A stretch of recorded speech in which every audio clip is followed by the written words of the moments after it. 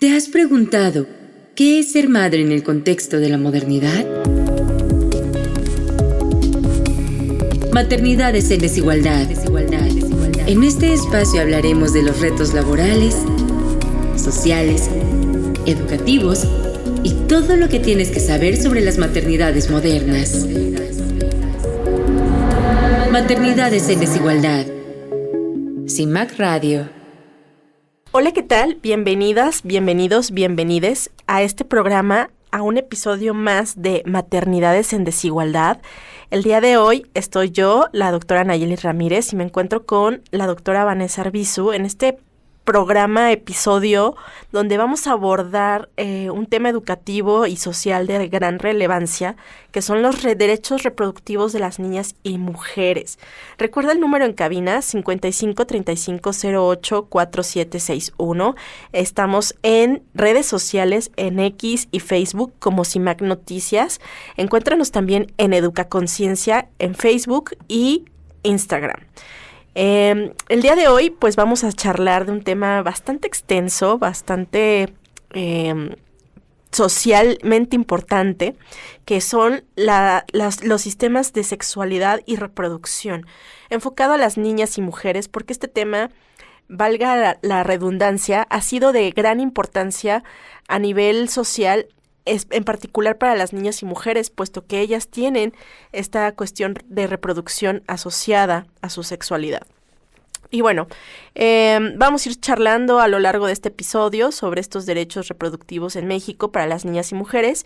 Y hoy me acompaña la doctora Vanessa Arbizu para dar detalle de algunas investigaciones en este tema. Cuéntanos, Vane, ¿qué pasa con las niñas y mujeres en México sobre los derechos reproductivos? Pues mira, yo te puedo decir que todavía es un tema en el que tenemos bastante deuda, es un tema que no ha sido lo suficientemente atendido, por más de que llevamos lastimosamente por muchos años siendo uno de los principales países con las tasas más altas de embarazo adolescente y juvenil, pues estamos viendo que no se está cumpliendo la atención a estos derechos, ¿no? Y aquí te comparto algunos datos. En 2023, en México se registraron 101,147 nacimientos de madres entre 10 y 17 años. Es decir, no estamos hablando solamente de adolescencias, estamos hablando de infancias que están pariendo. Y eso nos lleva justamente a ver cómo estos derechos se tienen que abordar de manera diferenciada por edad, por clase social, por ruralidad, por urbanidad, etc. Bueno, este indicador ya nos dice que las niñas en México no son respetadas en sus derechos reproductivos y nos preguntamos, ¿qué pasa también con cómo se construyen sus propias identidades estas niñas? Claro, es súper impactante, como dices, cifras muy vulnerables, cifras muy alarmantes, focos rojos, que nos hacen pensar como en esta especie de híbrido entre madres y niñas. O sea, cómo a nivel social nos impacta que estas maternidades se den en este ciclo vital de la infancia, ¿no? Y aún más en la adolescencia temprana, cuando todas estas niñas, tanto a nivel neuropsicológico, no han completado su proceso madurativo. Sabemos que el cerebro termina de madurar aproximadamente hacia los 28 años. Entonces estamos restándole, ¿no? Un tiempo madurativo bastante importante y se está esta maternidad dando en un momento de vida en el que estas niñas apenas están en el tránsito, ¿no? De conformar una identidad hacia la adolescencia sin terminar aún de ser niñas. Es decir, pues quieren jugar, ¿no? Quieren conocer el mundo, quieren explorar, ¿no? Están en una etapa de infancia. Entonces aquí vemos que hay como muchísima focos rojos porque nos ponen en vulnerabilidad. Estas maternidades nos ponen en vulnerabilidad, y digo en plural porque pues todos y todas somos corresponsables también de estas maternidades. Y bueno, esta vulnerabilidad tanto social como económica nos hacen ver que estas maternidades se viven de forma desigual, se viven en ámbitos bastante complejos, ¿no? A nivel familiar, a nivel social, pero también a nivel personal. O sea, ¿cómo vive una niña que es madre? cómo vive esta cotidianidad, desde dónde lo puede resolver, desde dónde puede visualizarse dentro de estas maternidades. Pues mira, desde mi punto de vista, la conjunción niña-madre no tendría que existir. O sea, esa es una realidad. ¿Por qué? Porque generalmente lo que se presenta cuando las infancias son madres es una violencia. Es una violencia, es una violación, tanto sexual, física, sus derechos, a todo. Entonces, estamos hablando de violencias cuando conjuntamos niñas madres. Por ahí hay que empezar, y hay personas que dicen, no es cierto, muchas de ellas toman decisiones, muchas de ellas querían embarazarse, es la costumbre que así lo hagan, y en realidad lo que se nos está escapando de esa visualización es la complejidad, como bien mencionas, de estas niñas. Y en esa complejidad entra que están en contextos donde el machismo y el patriarcado han abordado todos los aspectos de su vida cotidiana. Segunda, que no hay un entendimiento en sí mismo de la maternidad, lo que implica no solamente una preparación psicológica, sino una preparación física. Y luego, en tercera, no hay una información que les prevenga de la violencia que pueden sufrir. O sea, está dada por hecho a que estas niñas pueden vivenciar estas violencias y que son sujetas a estas violencias. Y ahí es donde una se pregunta, bueno, pero ¿por qué tendría que ser así? ¿Por qué la niña da por hecho que en la calle la van a violentar, que en la casa la pueden violentar, que en el espacio público la pueden violentar, que en la escuela la pueden violentar? Es ahí cuando pensamos en esta complejidad que nos damos cuenta que pues ellas no tienen un conocimiento pleno de lo que les está ocurriendo. Entonces sí es muy importante considerarlo también. Wow, justamente has dado en el clavo y en el meollo del asunto, porque este concepto de niña madre, como bien dices y señalas, no debería de existir, pero aún más la violencia que se ejerce contra estas niñas madres es una violencia sumativa. Como bien comentábamos en un programa anterior, se va sumando la violencia de la familia, la violencia social, la violencia de la escuela. Y yo recuerdo mucho un caso cuando recién me enteré de mi embarazo, pues ya sabes, vas a las clínicas a revisión, y en algún momento me tocó en una clínica estar esperando el ultrasonido, y llegó una chica justamente como de estas edades, como de unos 11, 12 años, esperando pues el resultado de su ultrasonido porque ya estaba en un proceso de embarazo. Iba acompañada de una señora que pareciera ser su abuela o su tía, no era su madre directamente, y la señora llegó como con este estereotipo comentando, bueno, pues ya aquí le traje, ya abrió las piernas, ya ni modo, ya, ¿qué tengo que hacer con ella, no? O sea, ni modo, ¿no? Entonces la chica, recuerdo mucho sus gestos, llegó con la cabeza hacia abajo, triste, ¿no? Desarreglada.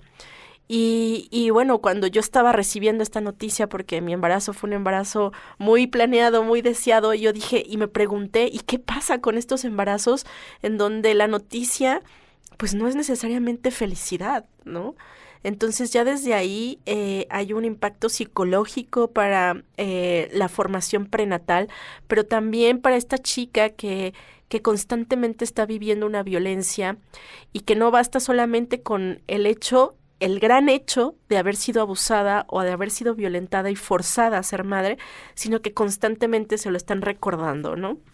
Ya sea en el sistema de salud, ya sea su familia, ya sea la sociedad. Y entonces aquí vemos cómo también se diluye la participación del sexo masculino. Es decir, a los varones se los exenta de esta corresponsabilidad. O sea, nunca mencionó la señora, es que el novio la embarazó y no se hizo cargo. No, es que ella abrió las piernas y decidió embarazarse. Entonces creo que este diluir, quitar la responsabilidad del varón que embaraza y abandona, que sabemos hoy en día que estas paternidades abandónicas no se han acabado, ¿no? Y tenemos por ahí cifras también muy importantes, impactantes, que bueno, que recordamos cada 8M, pero no solamente es recordarlo en las marchas, es también recordárnoslo todos los días y saber que este tipo de padres existen, ¿no? abandonan por muchos factores, ¿no? Pero tampoco vamos a diluir su participación en este tema. Creo que es algo importante visibilizar que es un trabajo socioeducativo complejo y que no está el centro y la responsabilidad principal solo en la madre. Sí, ahí hay dos temas de relevancia. Uno que tiene que ver con quién es el responsable. Porque eso siempre se pregunta en un embarazo adolescente. A ver, ¿a quién corresponde? Y casi siempre se achaca el problema de manera individual. Y el de manera individual es la madre niña, la madre adolescente, la madre joven.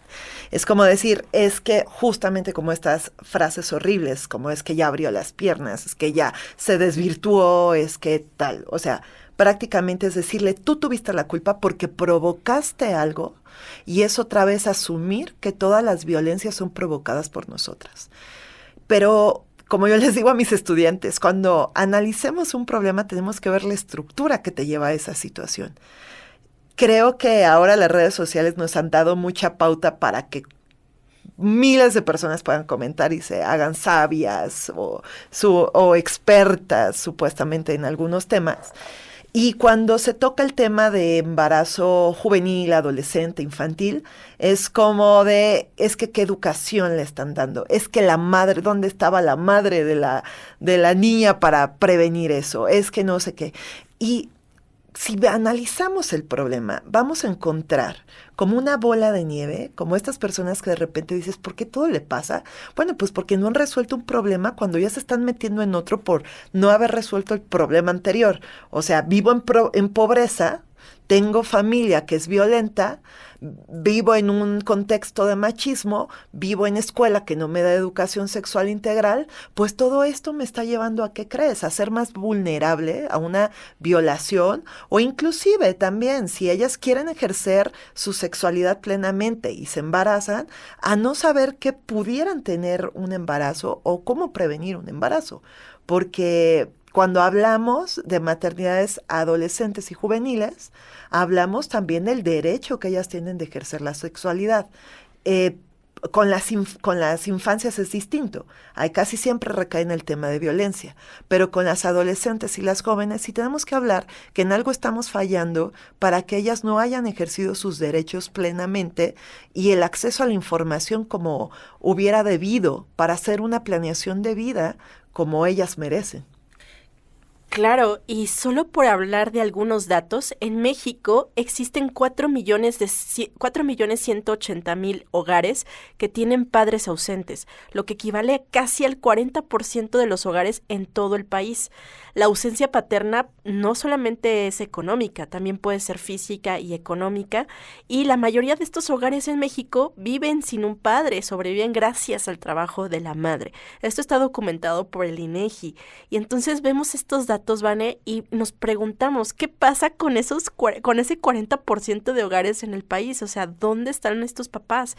Y además de estas cifras, conjugándolo con las cifras de embarazo que nos diste, o sea, pensamos que estas niñas, además de ser violentadas y de vivir este embarazo con una condición de vulnerabilidad, sin falta de ayuda muchas veces de sus familias, con una presión y una violencia social, con condiciones incluso de salud, porque yo recuerdo que en la clínica muchos de estos casos cuando llegaban ya en una situación grave, no necesariamente son embarazos sin complicaciones, algunos de ellos tienen muchas complicaciones, y entonces también con esta parte psicológica en donde pues realmente está en un trauma, en una vulnerabilidad, está constantemente en preocupación esta niña porque no sabe qué hacer con su cuerpo, no ha recibido la asesoría, no de qué va a pasar con este embarazo, pero además está viviendo una violencia. Entonces, en una condición tan vulnerable en la etapa de gestación,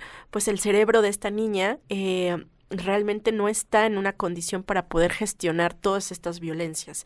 Debería más bien estar protegido, ¿no? Debería haber una resiliencia que nosotros como sociedad favorezcamos. Entonces, en estas cifras y conjugándolo, pues esta chica realmente está maternando sola, ¿no? Si vemos que estos 40% de los hogares no está la figura paterna y el papá ha ejercido abandono, ya sea físico, económico, de ambos, estas chicas están solas. ¿Qué pasa ahí con esta chica sola, embarazada y viviendo una infancia en donde pues vamos a resaltar nuevamente, ¿no? De por sí, o sea, si embarazada con toda la profesión, preparación, carrera, ¿no? Títulos, no se encuentra un trabajo fácilmente, pues una niña embarazada, ¿cómo va a encontrar trabajo? Sí, mira, lo que pasa con ellas, pues puede ser muy variable y depende prácticamente de qué recursos, qué oportunidades. Puede ser que tengan apoyo de familias, puede ser que las propias familias asuman como un miembro más de les hijes a este bebé. Puede ser que les apoyen en cuestiones de la interrupción legal y voluntaria del embarazo. O sea, puede haber múltiples salidas. Lo que sí que pasa es que en los datos no tenemos una claridad de cuántas paternidades abandónicas hay. Y cuántas de esas paternidades son adolescentes. Yo me dediqué, por ejemplo, estuvimos haciendo un trabajo en el Colegio de México, unos informes sobre embarazo adolescente que evalúa la Estrategia Nacional para la Prevención de Embarazo Adolescente, la ENAPEA, y cuando estábamos revisando los datos, crucé con el registro de nacimientos del INEGI. Y entonces, ahí sí viene en el registro de nacimientos, viene la edad de la madre y la edad del padre. Lo primero que sorprende, sorprende y no, porque ya digamos que es como una crónica de un dato anunciado, ¿no? Pero sí en que encontramos que el dato del padre de la edad siempre es más alta. Y no es más alta, o sea, pocas veces son adolescentes con adolescentes. Y no es más alta en cuestión de, ¿qué te digo? 2 años, 3 años. No, o sea, es una cuestión de ser mayor de edad y meterte con un adolescente y meterte con una infancia. Entonces, por ahí yo diría, bueno, pues si en este caso es de las paternidades registradas, ¿cuántas paternidades abandónicas no hay también en el caso de estas paternidades que solamente llegan y violentan y utilizan el cuerpo de las mujeres? Entonces, ahí sí hay un dato que creo que nos está faltando desde los registros. ¿Cuántas de estas mujeres fueron violadas, violentadas, vendidas o algún otro tipo de situación que hayan tenido que vivir para que esta pareja no asuma la responsabilidad que tuvo? Entonces, yo hablaría un poco más de ahí, que hace falta mucho trabajar en el registro de los datos, que no hay, y entiendo la parte de que sean las mujeres las que sí se registran en el caso de tasas de fecundidad, de natalidad, ¿no? Porque las mujeres tenemos la situación vivida con el propio embarazo y el propio parto, puerperio y demás. O sea, sí tenemos que hablar de los datos de mujeres, pero también es cierto que si queremos hablar de corresponsabilidad, necesitamos conocer dónde quedan los varones. Y aquí entra una parte socioeducativa súper importante, ¿no? Desde este patriarcado pareciera que se les da libertad, derecho incluso de violentar el cuerpo de las niñas y adolescentes a estos hombres, ¿no? Y no es como un secreto, como bien dices, ¿no? Si revisamos las cifras de abuso sexual infantil, la mayor parte de estas cifras vienen del círculo familiar y cercano a las niñeces. Entonces nos preguntamos, híjole, ¿qué está pasando en casa? O sea, yo dejo a mi hija con su papá, la dejo con su tío, la dejo con su abuelo, ¿no? Y yo ya no puedo tener esta seguridad de que mi hija no va a ser violentada, ¿no? Tenemos una preocupación social porque nos preocupa y ocupa a todos y a todas. No es una cuestión exclusiva del género masculino, más bien nos preguntamos qué está pasando con estas masculinidades que violentan infancias. Pues vámonos a un corte comercial, seguimos platicando de este tema al regreso. En CIMAC Radio queremos escucharte. Queremos escucharte.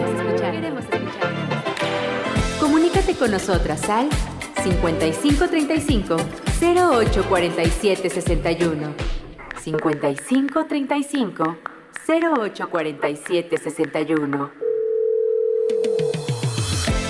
Y déjanos conocer tus opiniones sobre nuestra programación.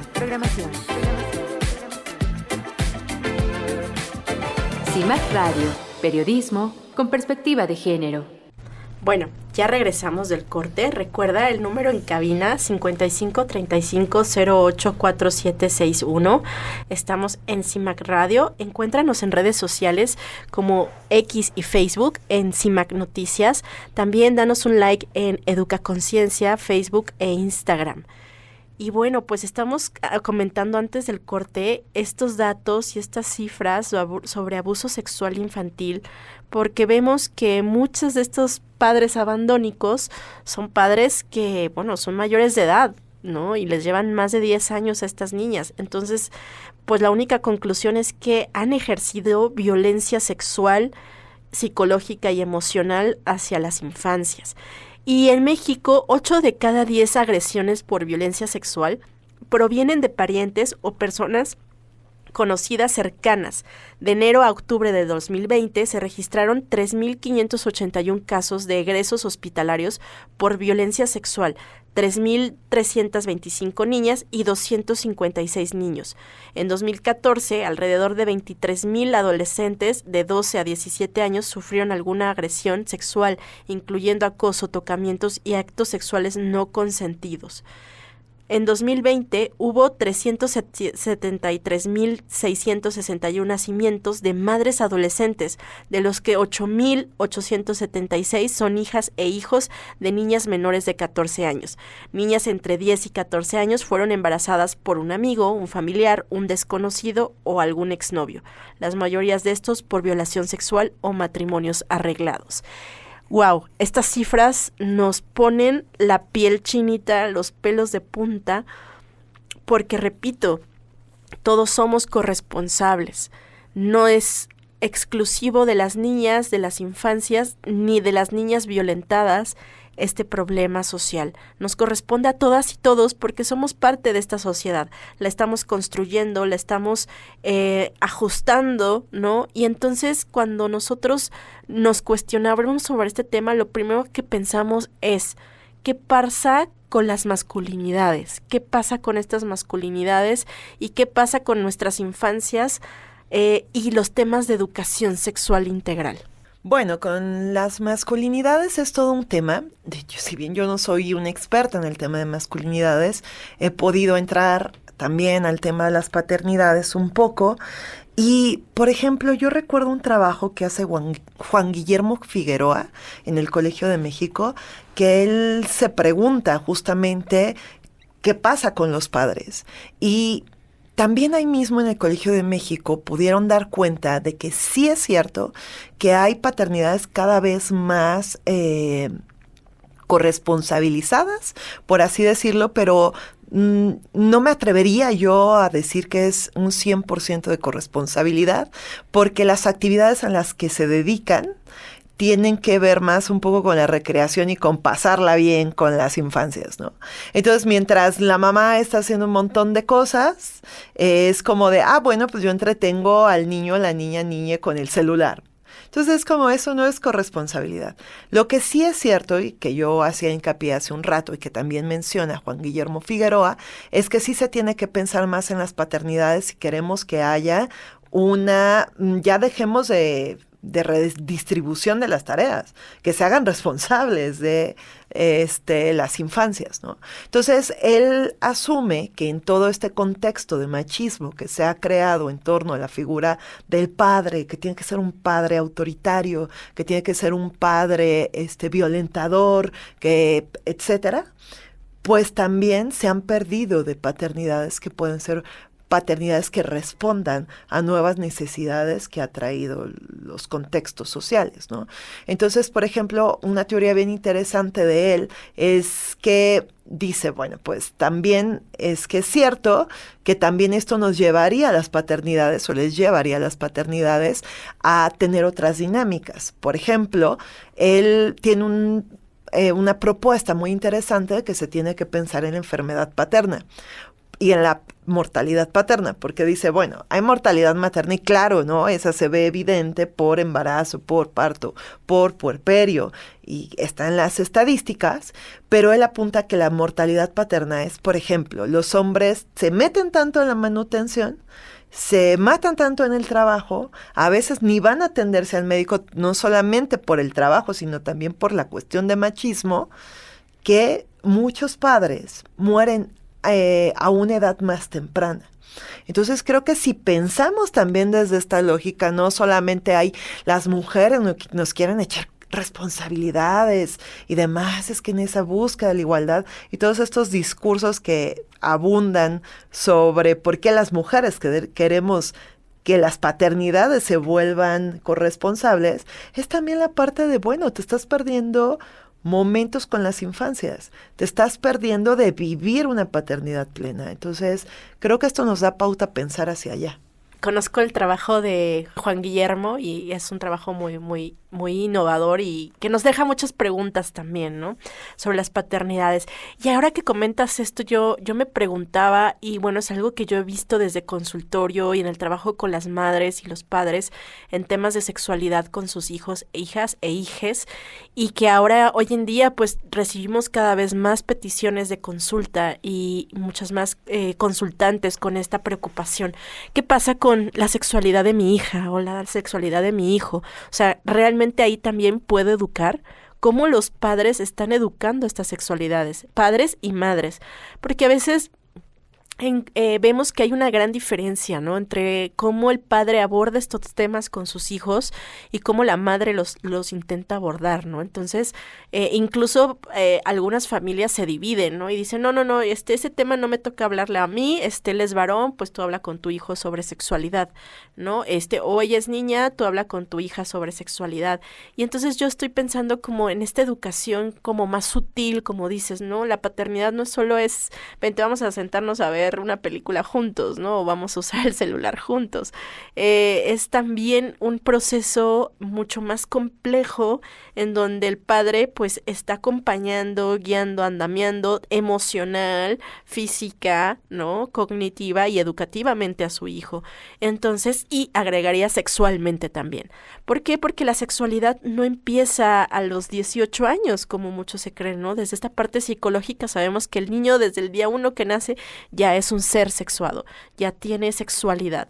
Entonces, y entendimos que esta sexualidad es toda la expresión fisiológica, biológica, ¿no? De su sexo con el que nace, ¿no? Y entendemos que esta diferencia nos lleva al género, ¿no? La diferencia es que el género es una cuestión construida socialmente, ¿no? Una identidad o varias identidades construidas socialmente. Y entonces en casita, pues lo que vemos es que muchos de estos padres, pues no saben cómo abordar estos temas. Y además de que no saben, también entran a este tema de la sexualidad con muchos prejuicios. También vemos como este límite corporal. ¿Cómo le enseño a mi hijo, a mi hija, que el tocarlo sin consentimiento, incluso yo como padre, es una violencia? O yo como madre, ¿no? Entonces, a la hora del baño, a la hora de cambiar pañal, a la hora de interactuar con sus caracteres sexuales, pues yo siempre tengo que pedir permiso. Tengo que pedir permiso para hacer pues esta intervención, este cambio de pañal, limpiar, ¿no? Acompañar, o incluso pues asesorarlos para decir, bueno, ¿hasta dónde está este límite corporal? Este cuerpo es tuyo y nadie más lo puede tocar. Y cuando lo están tocando, ¿de qué forma lo están tocando? Porque entonces estás viviendo una violencia. Entonces, hacer consciente esto a un niño desde 1 añito a 2 añitos, 3 añitos, es bien complejo, porque creemos que son temas que no debemos hablar con nuestros hijos e hijas e hijes. Sí, es que, a ver, en el tema de educación sexual y el ejercicio de los derechos, tiene que ser colectivo. No podemos pensar una educación sexual integral o un ejercicio de derechos sin pensar en la colectividad. Yo concuerdo completamente en que desde las familias tiene que haber un cambio tanto en cómo se enseña, cómo se hablan los temas de sexualidad al interior, pero también es cierto que nadie nos dice cómo tenemos que hablarla con les hijes, ¿no?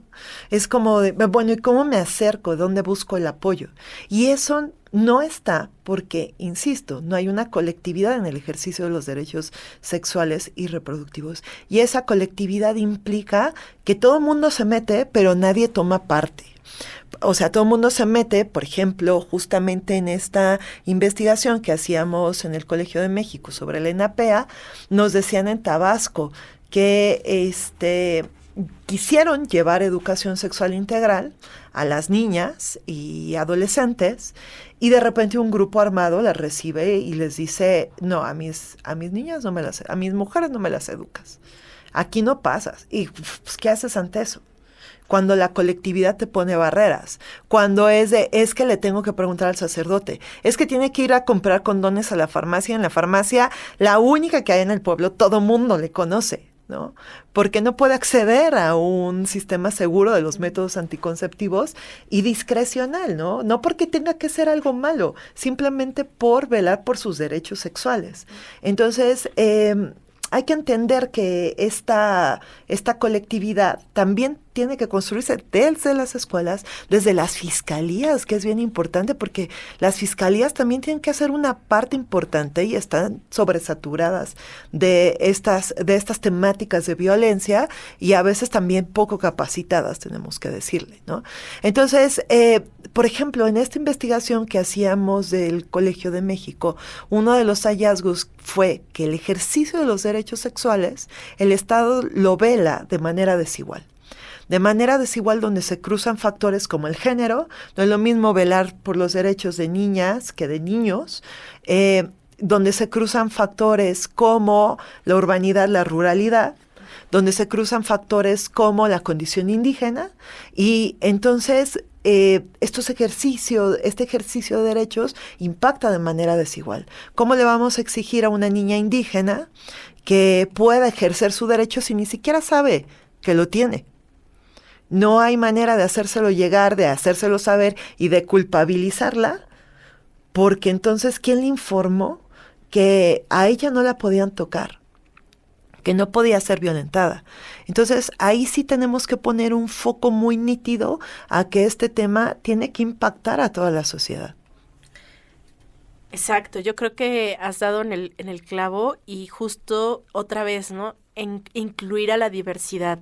Ver este tema más allá de lo común, de lo que cotidianamente observamos, sino que existe una gran cantidad de diversidades y de condiciones que no necesariamente tienen derecho a este acceso de la cartilla de derechos sexuales de adolescentes y jóvenes, que por cierto ya está publicada y ya se tiene, ¿no?, ahí en la web, y que justo pues busca que básicamente 14 derechos que abarca, pues se visibilicen en principios de igualdad y no discriminación para las niñeces y las adolescencias. Pero pues es esta pregunta importante. En México tenemos esta gran complejidad y esta gran diversidad de condiciones, y entonces, aunque legalmente está esta cartilla de derechos, pues no todas, ni todos, ni todes saben usarla, ¿no? Ni tienen acceso a ella. Y además, como bien comentabas, muchas veces las barreras son la misma familia, es la misma colectividad, que no nos permite ingresar y hacer un cambio social y cognitivo sobre este tema de la sexualidad. Y bueno, pues ahora las redes sociales también están ejerciendo como fuentes importantes de educación. Sí, son las principales educadoras sexuales que tienen a su alcance. Y entonces eso es preocupante porque hay un montón de desinformación. Y, por ejemplo, yo que tuve la oportunidad de entrevistar a unas personas de servicios amigables, que son estos dedicados justamente a la sexualidad y a la atención de la salud de los y les adolescentes, pues me decían, ¿qué crees? Que no vienen acá, porque creen, les da pena, porque también hablar de sexualidad es un tema tabú, que se ha vuelto tabú desde que nos espanta que en los libros de texto esté explícito o que se enseñe en las escuelas, es como, es un tema tabú. Y luego, pues también las escuelas a veces se rehúsan, ¿no? Un poco también como para cerrar ya esta intervención, lo que me decían, por ejemplo, es que a veces había profesoras o profesores que decían, bueno, la página 47 del libro de Ciencias Naturales nos la vamos a saltar porque no quiero ver el tema. O que daban educación sexual y tenían ya las familias encima por haberles enseñado cosas indebidas. Y así se ponía la etiqueta, indebidas, inapropiadas. Entonces creo que eso sí está como para reflexionar. Wow, qué fuerte. Pues vámonos a un corte para reflexionar regresando sobre este tema. En CIMAC Radio queremos escucharte. Queremos escucharte. Queremos escucharte. Comunícate con nosotras al 5535 0847 61. 5535 0847 61. Y déjanos conocer tus opiniones sobre nuestra programación. CIMAC Radio, periodismo con perspectiva de género. Vale, regresamos de este corte. Recuerda el número en cabina 5535084761. Recuerda nuestras redes sociales, encuéntranos en X y Facebook como CIMAC Noticias, y en Educaconciencia también nos encuentras en Facebook e Instagram. Danos un like. Bueno, vamos a regresar y retomar esta charla, que quedan varias preguntas en el tintero. Hablábamos antes del corte sobre esta parte de la educación sexual y que las redes sociales y bueno, pues también sabemos la pornografía está siendo la fuente principal de esta educación para nuestras niñas, niños, niñas y adolescentes. Sí, esto que comentas es relevante porque vamos avanzando desfasadamente. O sea, la sobreestimulación de información que hay en redes se desborda, mientras que la que hay en la escuela, la que hay en las familias, se va quedando más acotada. Entonces, claro que cuando vives la adolescencia, tratas de informarte, o sea, es un proceso natural. Y pues te vas a informar de lo primero que tengas a la mano. Entonces, otra de las fallas que nos contaban, por ejemplo, también algunas profesoras y profesores, es que incluso había temas en las que ellas y ellos ya no estaban actualizados. O sea, no digamos de las cuestiones biológicas, sino otros temas que ponían a la sexualidad en riesgo, como el consumo de drogas ligado a la sexualidad, los puntos de encuentro, prácticas sexuales, que decían, bueno, pues es que mis estudiantes vienen a enseñarme de sexualidad. Y creo que ese es un tema en el tema de formación docente, que pobres docentes los tenemos saturadísimas ya de preparación y demás, pero es que es la realidad, tenemos que enfrentarnos a eso porque es un tema súper crucial para hablar desde la educación. Sí, y bueno, por unas cifras rápidamente, en 2022 México se ubicó como el 5º lugar entre los países con más tráfico de pornografía a nivel mundial. Entonces, en este tipo de situaciones, y lo vemos en consulta, muchas inquietudes de papás, mamás que vienen, es que encontré a mi hijo, a mi hija, a mi hija, viendo pornografía en el celular, ¿no? Entonces, típico, ¿no? ¿Y qué hago ante esto, no? Y yo recuerdo mucho la intervención de una psiquiatra española que se llama Mariana Estape Rojas, y que me gusta mucho cómo divulga este tema porque creo que da en el clavo, ¿no? En la modernidad. Dice, bueno, ¿cuándo darle un celular a tu hijo? La pregunta no es como qué edad biológica, sino cuándo estará lista para gestionar el flujo de información que se encuentra y para poder hacer como uso a nivel tanto cognitivo como psicológico y emocional de ello. Entonces, este es uno de los grandes retos que se está enfrentando las niñeces y las adolescencias, porque justo tienen tanto acceso a la información y a veces, como dices, ya ni siquiera es que busquen, sino que les llega, ¿no? Y les llega el algoritmo ahí de Facebook, de Instagram, de muchas redes sociales, y les llegan los packs, y les llegan los grupos, y les llegan estas novedades, ¿no? Con contenido ya sexual explícito. Y entonces, pues ya no es algo como que podamos ocultar, ¿sabes? Y que no es algo que digamos, no está pasando. Está pasando. La cuestión aquí educativa y psicológica es cómo lo vamos a abordar. Entonces, mucho en consultorio lo que hacemos es este trabajo con las familias, trabajar desde la educación integral, también desde una comunicación y una confianza muy cercana, ¿sabes? Porque obvio que mi hijo, mi hija no se va a acercar a mí a hablar de estos temas si yo no construyo un puente de comunicación fiable y si no tiendo esta fuente de información información de una forma inocua, de una forma sin castigos, de una forma sin etiquetas, sin prejuicios, porque claro, al momento de decirle esto está mal, esto es malo, pues obviamente el chico o la chica pues asume que no tiene que compartirlo, ¿no? Y muy difícilmente se va a acercar a su madre, a su padre a hablar de este tema. Entonces, pues sabemos que existe esta realidad y pues vemos, ¿no? Dentro de este embarazo adolescente que tampoco están preparados para decir, bueno, ¿y qué es un embarazo, no? ¿Cómo sucede? ¿Cómo puedo prevenirlo? ¿Cómo ejercer mi sexualidad de una manera mucho más consciente? Es más, ¿cómo nombro mi cuerpo, no? Esto es un pene, esto es una vagina, estos son senos, ¿no? Esto es un ano. O sea, la gente normalmente no habla este vocabulario en casa. ¿Por qué tienen miedo que al hablarlo, pues sea como mucho más dañino para los hijos, hijas e hijes? Y ahora, hoy en día sabemos que con las investigaciones, el nombrar estas partes del cuerpo, pues incluso nos puede prevenir de un abuso sexual. Sí, fíjate que justo ahora, yo acabo de ver con mi hija una serie muy buena en Netflix que se llama Adolescencia. Y me gustó bastante porque es bien cortita, tiene 4 capítulos, pero te muestra lo desbordados que estamos todos. La familia está desbordada ante una situación de crisis que ocurre con su hijo adolescente. Y tú ves todo el tiempo cómo se quiere resolver y esta desesperación.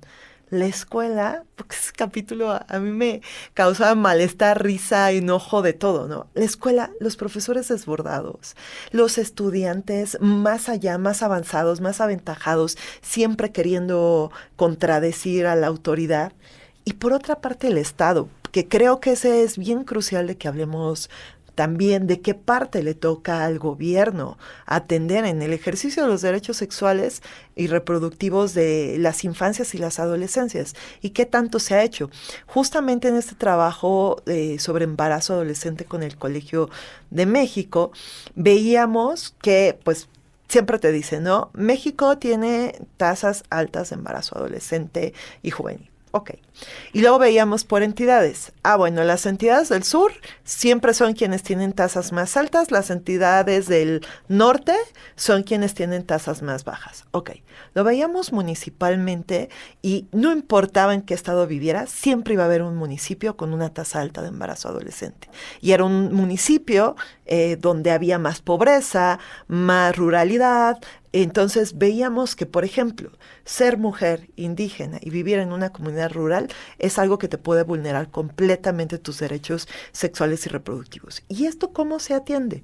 Veíamos en ese mismo informe que está disponible, por cierto, en la página de Desigualdades Colmex, desigualdades.colmex.mx, me parece, y si no, ahorita lo reviso bien, pero si ustedes buscan en Google Desigualdades Colmex, les va a salir como en primera plana también este informe. Y justo lo que presentábamos son 2 tomos. En uno de estos tomos es cuánto daba el gobierno para la prevención de embarazo adolescente. Entonces tomábamos como referencia otro tipo de programas donde se daban por entidad federativa alrededor de 17 millones para sembrar árboles. Decíamos, bueno, pues a embarazo adolescente pues, le va a tocar más, ¿no? Porque es un problema robusto. Lo máximo eran 3 millones por entidad. Y lo que veíamos es que la ENAPEA, como sí, la Estrategia Nacional para la Prevención de Embarazo Adolescente, en el documento, es un documento muy bien preparado, ya ha tenido una reevaluación. Ahí está todo clarísimo cómo tienen que funcionar los grupos de prevención de embarazo adolescente. Cuando se baja a nivel estatal, se desvirtúa. Cuando se baja a nivel municipal, se desvirtúa todavía más. Y las acciones que se proponían, claro está, con 3 millones de pesos, pues era webinars. Webinars sobre ejercicio de derechos en una comunidad rural. Entonces es como de, bueno, ¿quién lo va a ver? ¿Cómo van a tener acceso a estos servicios de atención a la reproducción y a la sexualidad? No había. Y nada más como dato adyacente, cuando estamos revisando los presupuestos, una de las entidades que revisamos fue Michoacán. había 3 millones destinados a la prevención, menos de 3 millones a la prevención del embarazo adolescente y esta estrategia nacional, 5 millones de pesos destinados a la Feria de las Enchiladas, ¿no? O sea, totalmente risible, pero pues te das cuenta de qué se va a hacer con 3 millones de pesos para este tema de gran magnitud, ¿no? Entonces ahí hay una responsabilidad estatal, gubernamental, a todos los niveles gubernamentales, que no está siendo atendida. Sí, exactamente. Entonces todos somos corresponsables y más el Estado en procurar el bienestar, ¿no? Y en dar este presupuesto que obviamente no se va a reeducar solo con un programa de radio o con un programa de webinar. Lo que esperamos es que esto llegue de forma física, de forma de modelaje dentro de las escuelas, dentro de las comunidades, dentro de las familias, en donde hay espacios donde se les dé voz, se les escuche sus inquietudes, sus dudas, pero también que los chicos y las chicas reciban una capacitación directa, ¿no? Mira, así funciona tu sistema reproductivo, mira, estas son las consecuencias, estos métodos existen, esto puedes hacer en este caso, qué dudas te quedan. Creo que esta educación sexual es algo de un proceso que, repito, no solo se da en la adolescencia, sino que podemos empezar ya incluso con libros y material educativo desde las infancias. Entonces esto es súper, súper importante para que lo vayamos evaluando, lo vayamos aterrizando en nuestro día a día con nuestra familia, nuestra comunidad.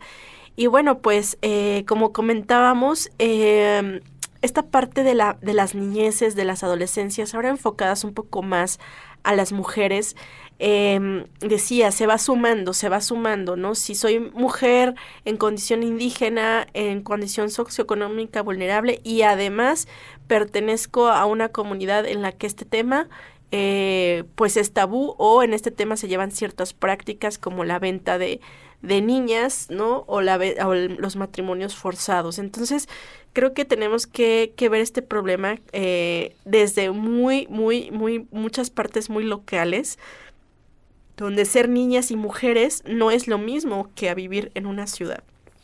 Sí, ahí un tema crucial es ver justamente que, por ejemplo, lo que puede ser un embarazo temprano no nada más impacta de manera individual, también impacta de manera social. Si lo queremos ver de una visión muy economicista, como a veces funciona mucho para el desarrollo de política, pero si lo queremos ver así, o sea, se nos están perdiendo un montón de capacidades de las niñas, las adolescentes, que pueden emplearse a que tengan mayor educación. Por ende, posiblemente una mayor retribución económica y un mejor empleo, o más oportunidades al menos de poder emplearse, y esto nos lo va limitando. Ahora, algo que veíamos, por ejemplo, con el embarazo adolescente es que muchas veces es una cuestión intergeneracional.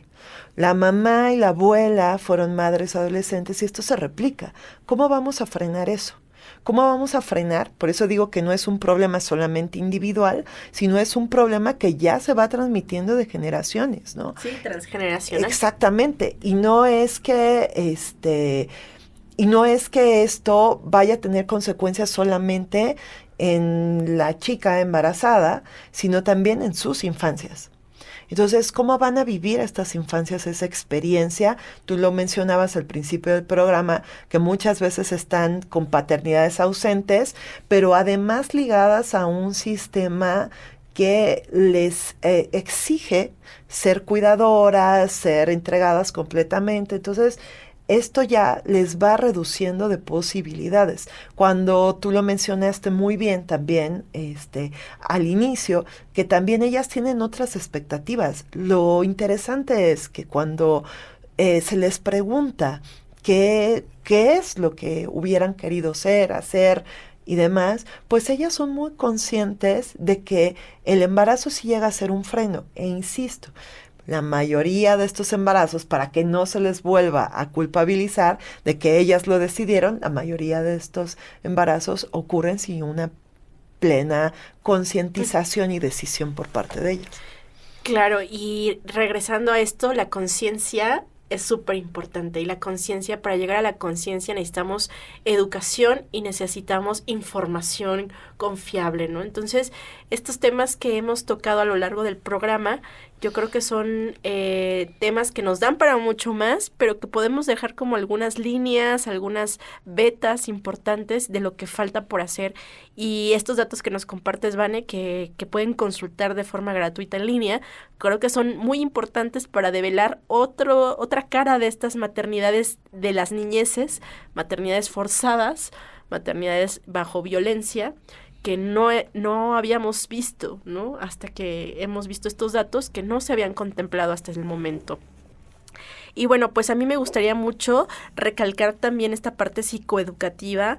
Me gustaría hablar también de los círculos de mujeres, en donde justo hablando de esta cuestión transgeneracional de la abuela, de la madre, pues en Educaconciencia trabajamos mucho estos círculos de mujeres en donde se habla sobre la menstruación consciente, donde vemos que no solamente la cuerpa es biológica, sino que también es un proceso psicológico, creativo, que implica emociones, cambios, ciclicidad, ¿no? Entonces toda la parte psicológica y psicoeducativa está presente mucho en nuestra sexualidad, y bueno, trabajamos mucho con las niñas y mujeres para empoderarlas en la toma de decisiones sobre su cuerpo, en poner límites desde niñitas ya, desde el día 1 a mi hija, ¿no? Ya estamos trabajando en ese tema de la educación sexual, porque es muy importante hoy en día fomentar esta educación y saber que las niñas tienen el derecho de decidir sobre sus cuerpos.